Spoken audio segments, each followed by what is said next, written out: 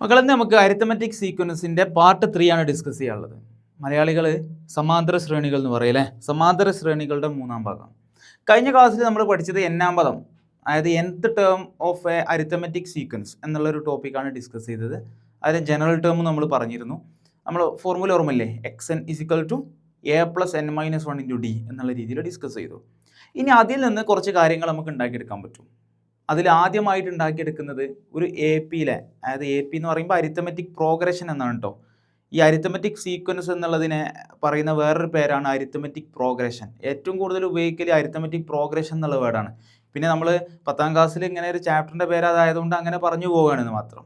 A P എന്നാണ് പറയുക, arithmetic progression. ഇവിടെ നമ്മൾ അരിത്തമെറ്റിക് സീക്വൻസ് ആയതുകൊണ്ട് AS എന്ന് പറയും. കുറച്ചും കൂടി നല്ല വേർഡ് അരിത്തമെറ്റിക് പ്രോഗ്രഷൻ ആണ്. പിന്നെ നമ്മുടെ ചാപ്റ്ററിൽ അങ്ങനെ പറഞ്ഞതുകൊണ്ട് ഞാനും അങ്ങനെ കണ്ടിന്യൂ ചെയ്ത് പോവാണ് കേട്ടോ. അപ്പോൾ നമുക്ക് number of terms in an arithmetic sequence ആണ് ഡിസ്കസ് ചെയ്യാനുള്ളത്. അതായത് സമാന്തര ശ്രേണിയിലെ പദങ്ങളുടെ എണ്ണത്തെക്കുറിച്ച് ഡിസ്കസ് ചെയ്യണം. നോക്കാം, നമുക്ക് വളരെ സിമ്പിൾ കോൺസെപ്റ്റ് ആണ്. ഇവിടെ നമ്മൾ കഴിഞ്ഞ ക്ലാസ്സിൽ പഠിച്ച ഒരു ഫോർമുലയാണ് xn = nth ടേം കാണാനുള്ള ഫോർമുല n-ാം പദം = a + n-1 × d. ഈ എ എന്നുള്ളതിന് പകരം വേണമെങ്കിൽ എന്ത് ഉപയോഗിക്കാം, x1 എന്ന് ഉപയോഗിക്കാം. x1 + n-1 × d എന്ന് പഠിച്ചു. എടാ ഇതിൽ ഈ x1-നെ ഞാൻ പുറത്തേക്ക് എടുത്തു, പ്ലസ് x1-നെ പുറത്തേക്ക് എടുത്താൽ -x1 അല്ലേ. അപ്പോൾ xn - x1 = n-1 × d എന്ന് വന്നു. ഇനി ഇൻറ്റു ഡീനെ ഞാൻ പുറത്തേക്ക് കൊണ്ടുവന്നാലോ ബൈ ഡി ആവും. അതായത് xn - x1/d = n-1 എന്ന് വന്നു. ആ -1-നെയും പുറത്തേക്ക് എടുത്താലോ, -1-നെ പുറത്തേക്ക് എടുത്താൽ n = xn - x1/d + 1 എന്ന് വന്നു. ഇതാണ് ഒരു അരിത്തമെറ്റിക് പ്രോഗ്രഷനിലെ നമ്പർ ഓഫ് ടേംസ് കാണാൻ ഉപയോഗിക്കുന്ന ഫോർമുല. ശരിക്കും ഈ ഫോർമുലയിൽ ഇട്ടുകൊടുത്തിട്ട് ചെയ്താൽ മതി, പക്ഷെ അതൊന്ന് ബൈഹാർട്ട് ചെയ്ത് കഴിഞ്ഞാൽ കാര്യങ്ങൾ കുറച്ചും കൂടി എളുപ്പമാവും. അപ്പോൾ പറ, നമ്പർ ഓഫ് ടേംസ് കാണാനുള്ള ഫോർമുല എന്താ, xn - x1/d + 1. കുറച്ച് എക്സാമ്പിൾ ചെയ്ത് കഴിഞ്ഞാൽ സംഗതി ക്ലിയർ ആവും. നോക്കടാ, ഒരു question, find the number of terms in the following sequences. താഴെ കൊടുത്തിരിക്കുന്ന ശ്രേണികളിൽ എത്ര പദങ്ങൾ ഉണ്ടെന്ന് കണ്ടെത്തുക. അപ്പോൾ ശ്രേണിയോടെ ഇതാണ് ശ്രേണി, 2, 7, 12 etc. up to 12. 2 ക്വസ്റ്റ്യൻസ് ആണ് ഇവിടെ ഉള്ളത്. ഇതിൽ ഒന്നാമത്തെ ക്വസ്റ്റ്യൻ, ഫസ്റ്റ് ക്വസ്റ്റ്യൻ നോക്ക്. ഫസ്റ്റ് ക്വസ്റ്റ്യൻ ഏതാ, 2, 7, 12 etc. up to 62. നിങ്ങൾ നോക്കേണ്ടത് നമ്പർ ഓഫ് ടേംസ് കാണണം. ഇതിൽ ഫസ്റ്റ് ടേം ഏതാ, ഫസ്റ്റ് ടേം x1 എന്ന് പറഞ്ഞാൽ അത് 2 ആണ്. ലാസ്റ്റ് ടേം ഏതാ, nth ടേം എന്ന് ഞാൻ വിളിച്ചു, 62 ആണ്. ഇവിടുത്തെ കോമൺ ഡിഫറൻസ് എത്രയാണ്, 7-ന് 2 കുറച്ചാൽ 7 - 2 എത്രയാടോ, 5 അല്ലേ. അപ്പം അങ്ങനെയാണെങ്കിൽ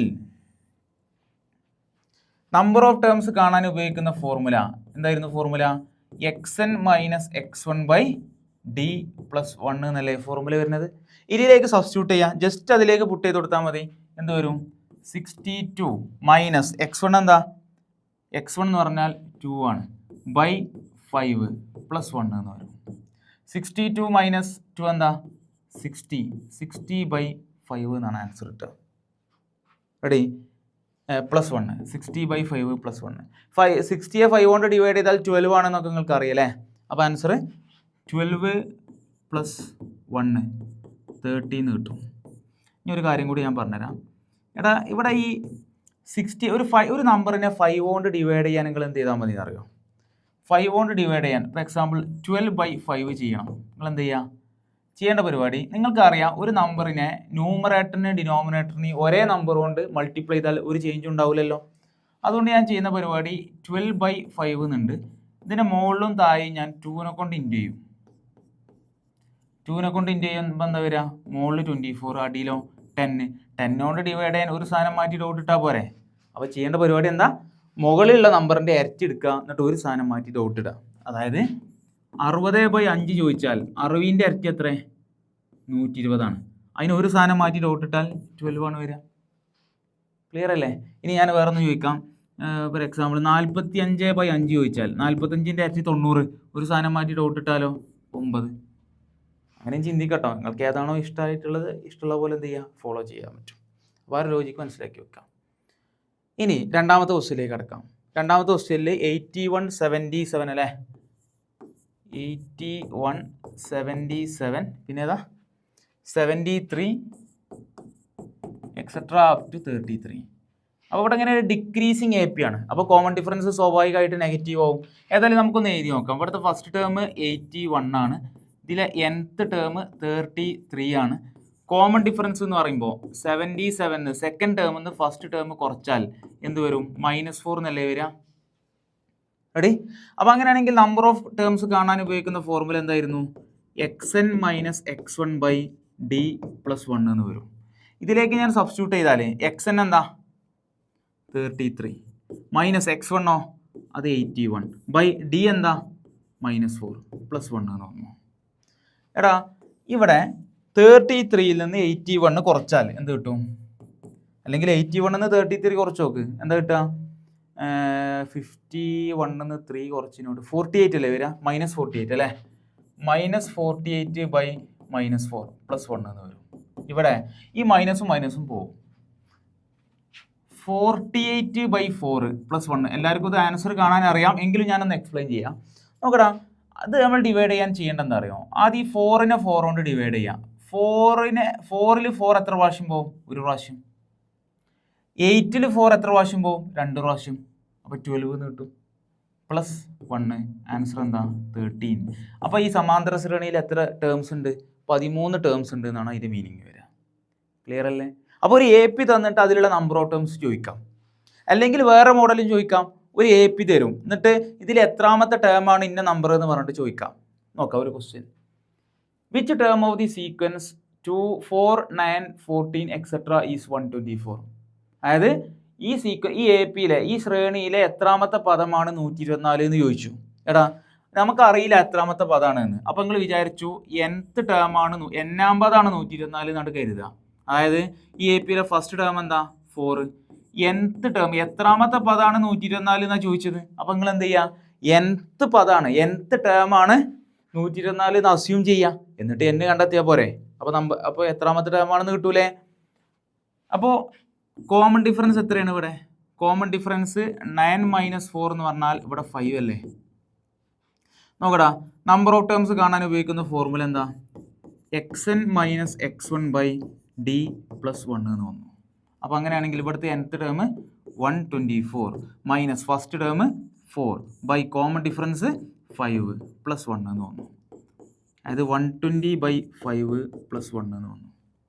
5നെ കൊണ്ട് ഡിവൈഡ് ചെയ്യാൻ എന്താ ചെയ്യേണ്ടത്? ഇതിൻ്റെ ഇരട്ടി എടുക്കുക. 120ൻ്റെ ഇരട്ടി 240, എന്നിട്ട് ഒരു 0 ഒഴിവാക്കിയാൽ 24 അല്ലേ? Plus 1 answer become 25. അപ്പോൾ എത്രാമത്തെ ടേമാണ്? 25ാമത്തെ ടേം, 25ാം പദമാണ് 124. 25th term is 124. ക്ലിയർ അല്ലേ? ഇതേ മോഡൽ ഒരു ക്വസ്റ്റ്യൻ കൂടി നോക്കിയാലോ? നോക്കടാ, which term of the sequence 92, 90, 80 etcetera is 50? അതായത് ഈ ശ്രേണിയിൽ എത്രാമത്തെ പദമാണ് 50 എന്ന ചോദ്യം. അപ്പോൾ എന്ത് വിചാരിക്കുക? nth ടേമാണ് 50 എന്ന് വിചാരിക്കുക. അപ്പോൾ ഇവിടുത്തെ ഫസ്റ്റ് ടേം 92 ആണ്, nth ടേം എന്ന് പറയുമ്പോൾ 50 ആണ്. ഇതൊരു ഡിക്രീസിങ് എ പി ആണ്. അപ്പോൾ കോമൺ ഡിഫറൻസ് നെഗറ്റീവോ? അപ്പോൾ സാധാരണ കൂടുതൽ ക്വസ്റ്റ്യനിൽ കോമൺ ഡിഫറൻസ് പോസിറ്റീവാണ്. അപ്പോൾ ഈ കോമൺ ഡിഫറൻസ് നെഗറ്റീവായ ക്വസ്റ്റ്യൻസിൽ നിന്ന് പരിചയപ്പെടുത്താൻ വേണ്ടിയിട്ടാട്ടോ കുറച്ച് എക്സാമ്പിൾ അങ്ങനെ കൊണ്ടുവരുന്നത്. ഇവിടെ കോമൺ ഡിഫറൻസ് എത്ര വരിക? 90യിൽ നിന്ന് 92 കുറച്ചാൽ -2 എന്നല്ലേ വരിക? അങ്ങനെയാണെങ്കിൽ ഇവിടെ നമ്പർ ഓഫ് ടേംസ് കാണാനുള്ള formula xn minus x1 by D plus 1 എന്ന് വന്നു. ഇവിടുത്തെ xn എന്താ? nth ടേം 50 ആണ്, minus 92 by common difference -2 plus 1 എന്ന് വന്നു. 50 മൈനസ് 92 എത്ര വരും? -42 അല്ലേ? By -2 plus 1. ഈ മൈനസും മൈനസും പോകും. 4ൽ 2 2 പ്രാവശ്യം, 2ൽ 2 ഒരു പ്രാവശ്യം, പ്ലസ് 1 എന്ന് വന്നു അല്ലേ? മൈനസും മൈനസും കട്ടായി. 42/2 ചെയ്യുമ്പോൾ 21 പ്ലസ് 1 ആൻസർ എന്താ? 22 ആണ്. അപ്പോൾ 22 ടേം ഉണ്ട് എന്ന് പറഞ്ഞാൽ അതിനർത്ഥം 50 എന്നുള്ള നമ്പർ എത്രാമത്തെ ടേമാണ്? 22ാമത്തെ ടേമാണ്. അപ്പോൾ 22th ടേം ഈസ് 50 എന്ന ആൻസർ വരും. ക്ലിയർ അല്ലേ? അപ്പോൾ ഇതോടുകൂടി നമുക്ക് ഈ വീഡിയോ അവസാനിപ്പിക്കാം. ഇനി നമ്മൾ ആ nth ടേമിൽ നിന്ന് ഉണ്ടാക്കിയെടുക്കാവുന്ന ബാക്കിയുള്ള റിസൾട്ടുകൾ നമുക്ക് അടുത്ത വീഡിയോയിൽ പരിചയപ്പെടാം. ഇനി നമ്മൾ സാധാരണ പറയുന്ന പോലെ പിന്നെ ഈ വീഡിയോയുടെ നോട്ട് ഒരു QR കോഡായിട്ട് ലാസ്റ്റ് തരാം. അത് നിങ്ങൾ പിന്നെ എന്ത് ചെയ്താൽ മതി, സ്കാൻ ചെയ്തിട്ട് PDF ഡൗൺലോഡ് ചെയ്താൽ മതി. Okay, all the best.